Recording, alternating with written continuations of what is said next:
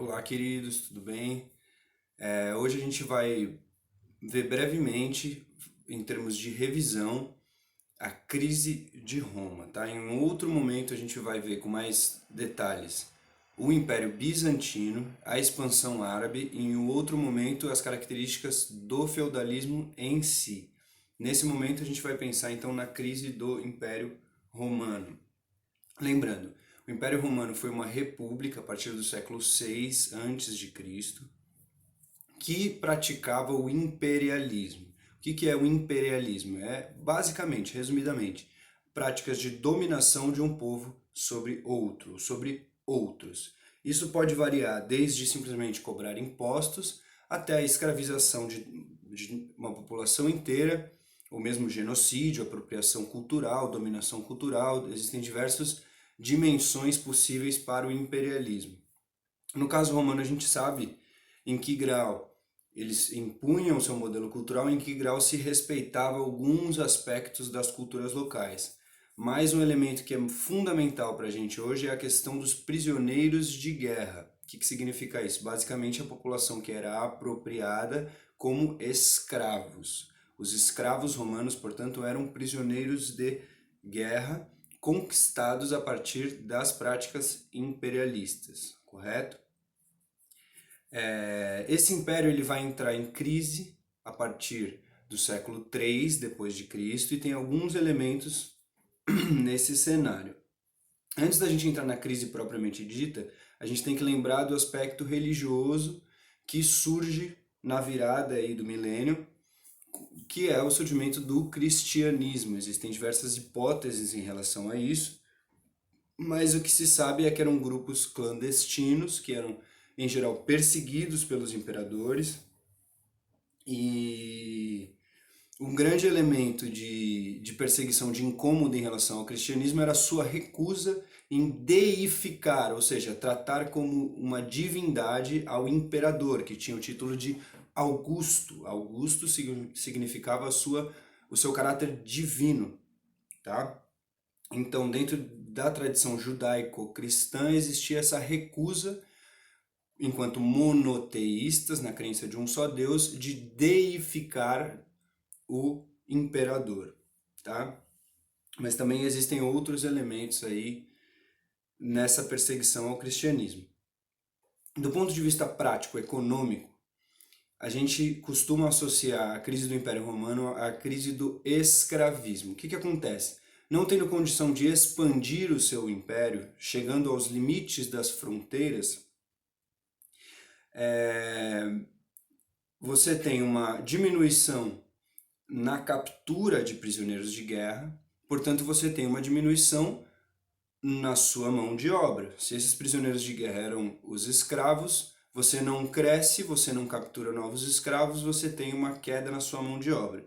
Com a queda na mão de obra, você tem uma queda na produção. Com a queda na produção, você tem um aumento dos preços, correto? Então é uma crise cíclica, é uma crise ampla que se costuma chamar de crise do escravismo, tá? Dentro desse cenário de crise econômica, o imperador Constantino, ele tentou solucionar, ele tentou reverter a dinâmica econômica do império, mudando a capital do império para Bizâncio, que mais tarde foi chamada em sua homenagem de Constantinopla, a atual Istambul. Mas basicamente era uma região que tinha um maior acesso a rotas comerciais, era mais ao oriente do império, tinha um acesso maior a rotas comerciais, era uma região mais dinâmica nesse momento economicamente, tá? O Constantino, ele também foi responsável por acabar com a perseguição aos cristãos, tá? Com o que ficou conhecido como Édito de Milão. E ele, antes de morrer, ele se converte, ele se torna cristão. Então, lembrando, nesse momento, o Império Romano, ele muda a sua capital, beleza? A capital do Império Romano passa a ser Bizâncio, ao oriente. O próximo imperador depois dele, ele decreta o Édito de Tessalônica, é o Teodósio, e ele torna o cristianismo a religião oficial do império. Então aqueles que até então eram perseguidos deixam de ser perseguidos com Constantino e agora se tornam os perseguidores de certa forma. Aqueles que cultivaram o culto que foi considerado pagão, o culto politeísta, o culto aos múltiplos deuses, é que passam a ser perseguidos e o cristianismo se torna a religião oficial do império. Também sob comando do Teodósio, no ano de 395, o império se divide em dois. Se antes a capital era Roma, passou a ser Bizâncio, agora nós temos dois impérios controlados por duas capitais diferentes, o Império Romano do Ocidente e o Império Bizantino, com a sua capital em Bizâncio ou Constantinopla. Correto? Nesse momento, a partir desse século, começa a ocorrer o que ficou conhecido como invasões bárbaras. O que era? Da onde vem a expressão bárbaro? Bárbaro era uma expressão que os gregos usavam para todo mundo que não era grego, basicamente, que não falava a língua e não tinha os seus costumes. E passou a ser associado àqueles que não são civilizados, dentro de uma visão centralizada naquele modelo de civilização romano, basicamente, tá? A gente vai ver em outro vídeo, que eu já comentei, mais características do Império Bizantino, que vai ter mais elementos culturais gregos do que latinos, particularmente. Então ele vai se diferenciar do Império Romano em alguns aspectos culturais importantes.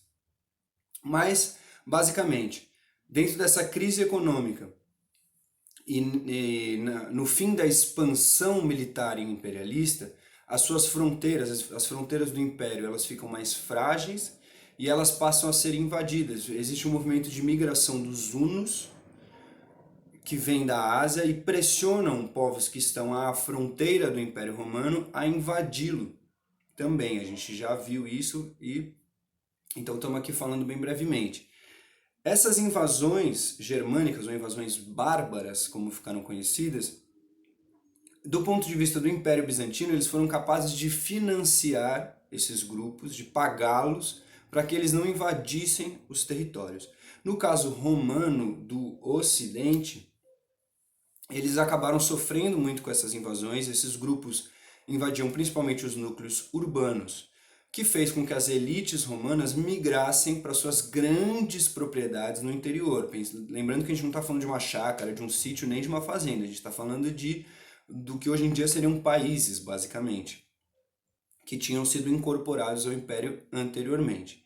Esses grandes senhores de terra, portanto, eles fogem por castelos nos interiores, aonde se refugiam também pessoas que se tornam camponeses, que poderiam tanto ser escravos, escravizados, quanto plebeus, que eram aqueles que não eram escravos, mas também não eram da aristocracia, eram os livres, os trabalhadores livres, geralmente pobres ou pequenos comerciantes. Né? A gente já viu bastante coisa sobre esses conflitos, de como que se terminou a escravidão por dívida dentro do Império Romano. Então, nesse momento, essa população se mistura, escravizados e plebeus, às margens dos castelos.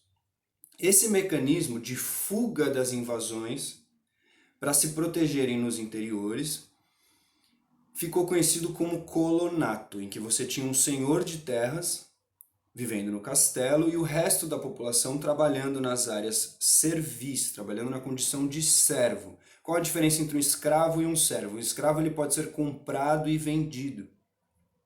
O servo ele é preso à terra, ele não pode ser comprado ou vendido, mas ele também não pode sair da terra à qual ele pertence, né? Então, esse mecanismo é o colonato, ele foi a solução romana para a crise do escravismo misturada com as invasões chamadas de bárbaras, correto? Então eles fogem para os interiores, ficam nos castelos e a população se mistura na condição de camponeses servos. Eles vão trabalhar as terras e pagar impostos em espécie, ou seja, em produto. Eles vão entregar aos senhores parte da sua produção agrícola. Correto? O que vai acontecer?